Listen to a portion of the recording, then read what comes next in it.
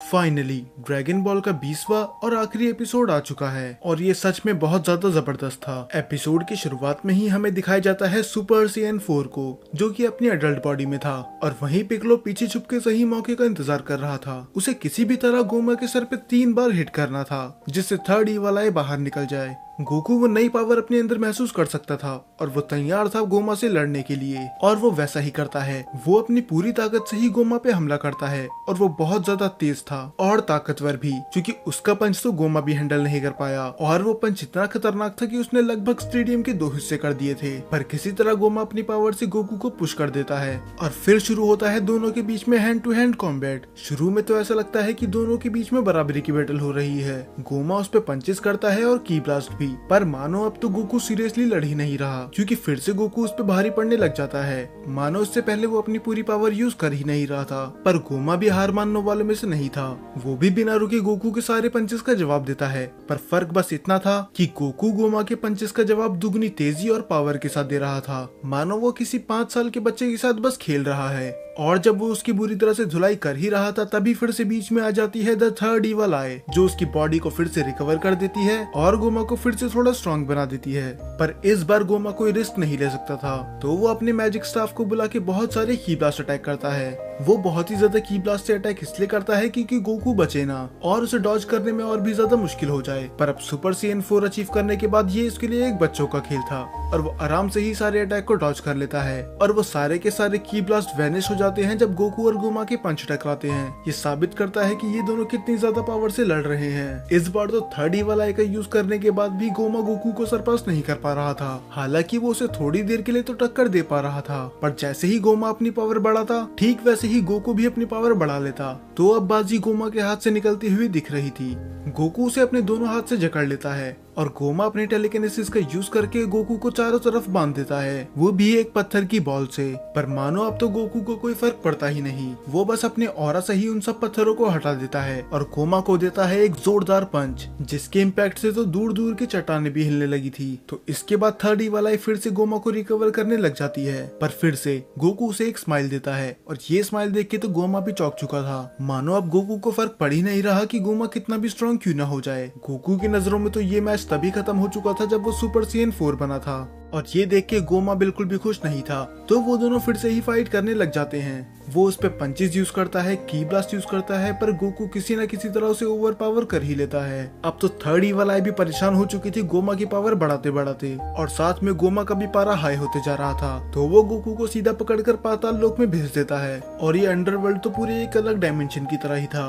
गोमा बस पागलों की तरह उस पर अटैक कर ही जा रहा था, चाहे उसे अपनी पूरी पावर भी क्यों ना लगानी पड़े। पर गोकू उन सबको आराम से डॉज कर लेता है और फिर से गोमा पे पंचेस करने लग जाता है। वो उस पे इतनी स्पीड से पंचेस करता है कि ईवल आई को रिएक्ट करने का मौका मिलता ही नहीं, और फाइनली वो उसे गोल गोल घुमा के बहुत दूर जाके फेंक देता है, और वो गोमा को वो ट्रीटमेंट देता है जो पुराने वाले ब्रोली ने गोकू को दिया था। और ये देख के सभी खुश थे, और डीमन आई फिर से गोमा को हील करती है और उसकी पावर बढ़ाती है। पर अब डिफरेंस ये था, अब गोमा हाफने लगा था। इससे पहले गोमा की फाइट जितनी बार भी हुई थी वो बिल्कुल भी नहीं थका था। अब ऐसा लग रहा था कि वो अपनी लिमिट रीच कर चुका है, और ये बात गोकू भी समझ चुका था। तो अब गोकू यूज करता है अपने स्पेशल मूव का। वो अपनी की चार्ज करने लग जाता है, और उसका ऑरा इतना जबरदस्त था कि गोमा भी पीछे हट जाता है, और पूरा स्टेडियम ही बिजली से भर चुका था, क्योंकि अब गोकू यूज करने वाला था कामेहामेहा का। और सच में ये बहुत ही ज्यादा एपिक था। गोमा भी काउंटर अटैक करने की कोशिश करता है, पर उसका कुछ फायदा नहीं होता। यहाँ तक कि थर्ड ईवल आई भी अपनी पूरी जी जान लगा देता है। पर अब सुप्रीम डीमन किंग में भी इतनी पावर नहीं थी कि वो सुपर सैयन 4 को रोक सके।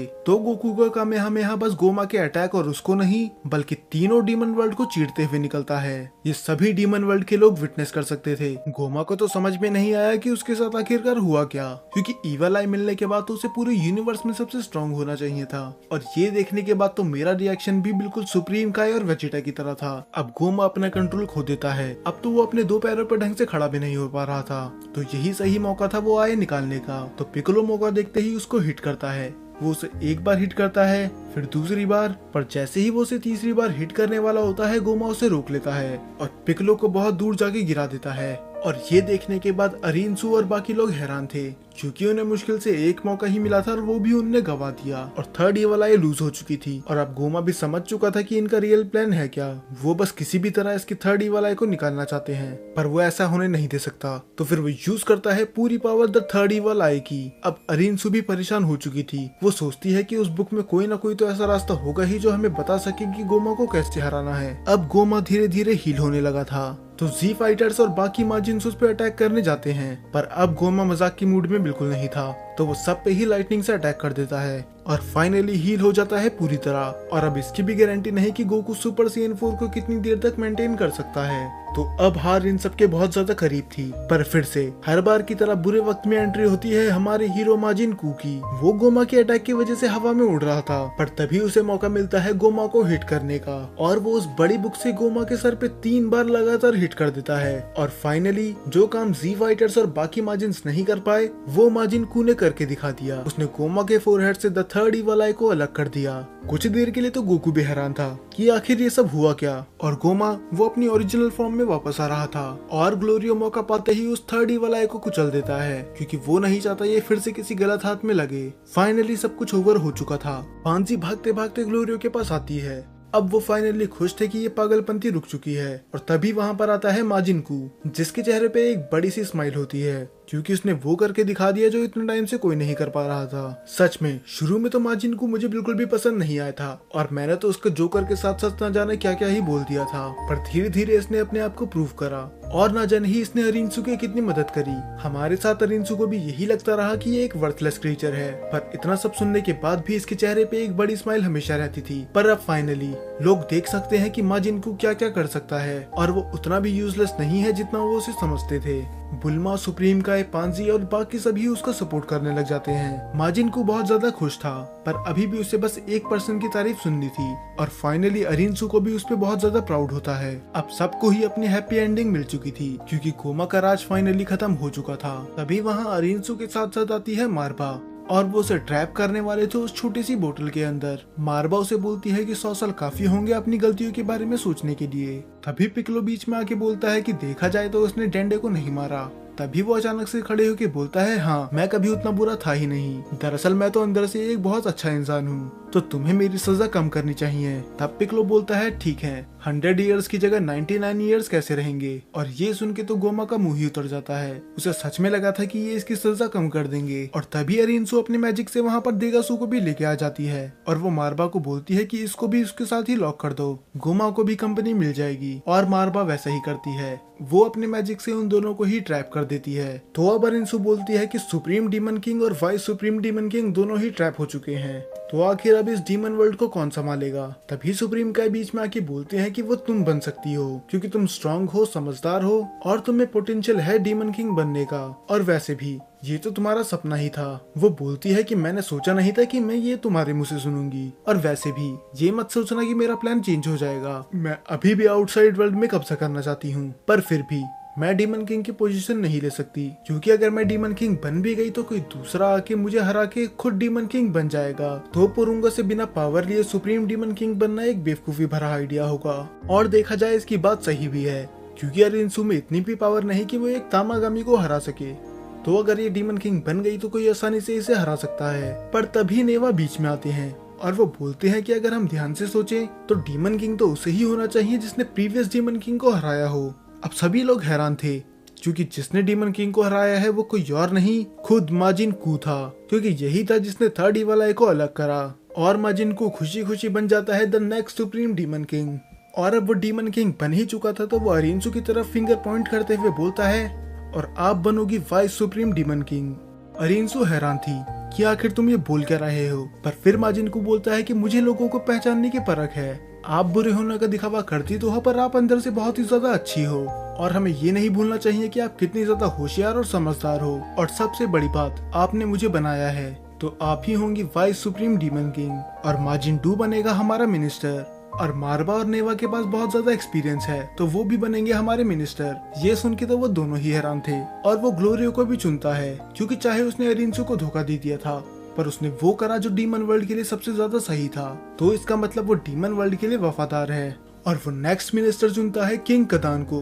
तब वो बताता है कि आपने पूरी जी जान लगा दी थी इस बैटल में, जो कि प्रूव करता है कि आप भी इस डीमन वर्ल्ड के लिए लॉयल हो। और ऐसा पहली बार हो रहा है कि कोई तीसरे वर्ल्ड का माजिन फर्स्ट डीमन वर्ल्ड का मिनिस्टर बन रहा है, जो कि प्रूव करता है कि माजिन को सभी को इक्वली ट्रीट करता है। और ये सुन के पांजी भी खुश थी और वो अपने डैड को गले लगा लेती है। फिर माजिन को जाता है गोकू और उनके दोस्तों के पास और वो बोलता है कि तुम सबने भी बहुत ही ज्यादा अच्छा काम करा, क्या तुम में से किसी को मिनिस्टर बनना है? पर गोकू तो साफ मना कर देता है।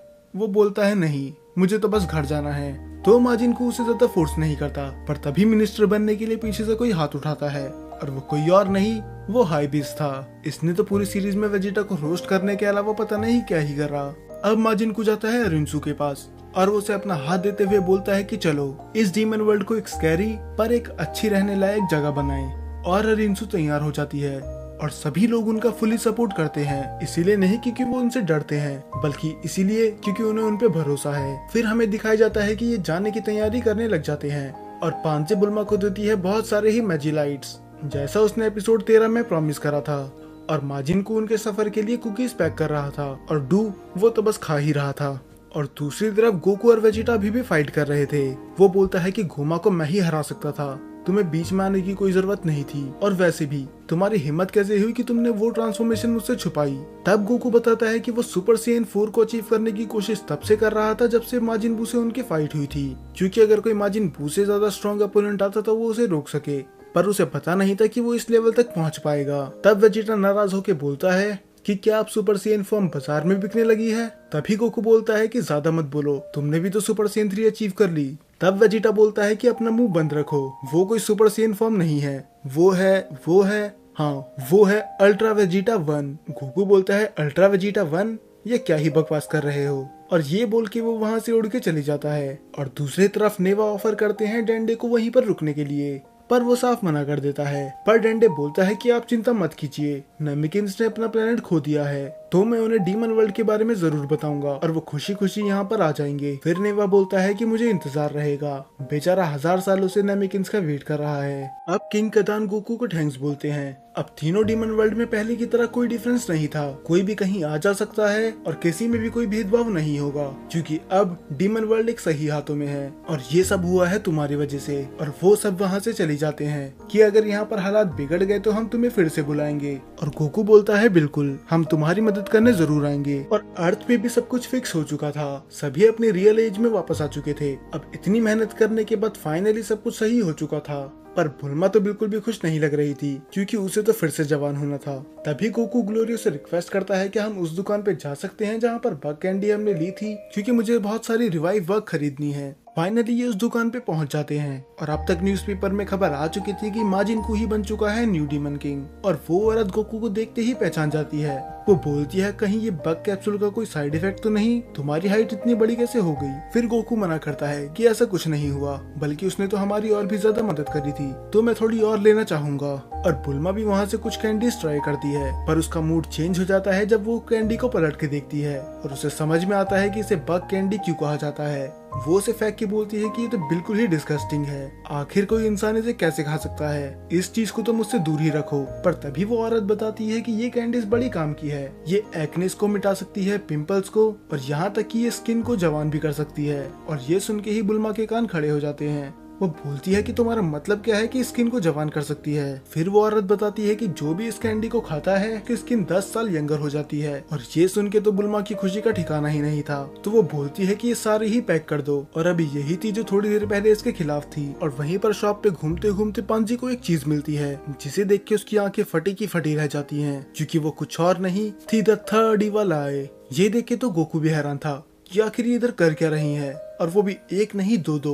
वो उस औरत से भी पूछते हैं कि आखिर ये तुम्हारे पास आई कैसे? तब वो बताती है अच्छा तो तुम इसकी बात कर रहे हो, ये द थर्ड इवल आई है, अगर तुम इसे अपने फोरहेड पे लगाओगे तो तुम्हें एक ऐसी ताकत मिलेगी जिसकी तुमने उम्मीद भी ना करी हो। पर हालांकि लोग मेरी बात पे यकीन करते नहीं है। हाँ, पर मैंने बहुत साल पहले एक आँख किसी को बेची थी, वो भी थोड़े सस्ते दामों पे, तो अगर तुम्हें भी चाहिए तो बता दो, मैं तुम्हें डिस्काउंट पे दे सकती हूँ। और सबके सब ये हैरान थे, क्योंकि जिस आई ने इनके नाक पे दम करके रखा था वो बस एक स्टोर पे मिलती है, और आखिरकार ये स्टोर में आई कैसे? क्या इसके पीछे भी कोई राज है? क्योंकि इसके बाद ड्रैगन बॉल दाइमा खत्म हो जाता है। और फाइनली ये था टोरियामा सेंसेई का आखिरी वर्क। और अब ड्रैगन बॉल दाइमा खत्म हो चुका है, तो मैं सोच रहा हूँ कि अब जीटी की सीरीज चालू कर दूं, क्योंकि कमेंट्स में अभी भी कई लोग ऐसे हैं जिनने जीटी नहीं देखा, तो शायद अगले सैटरडे को आपको वो देखने के लिए मिल जाए।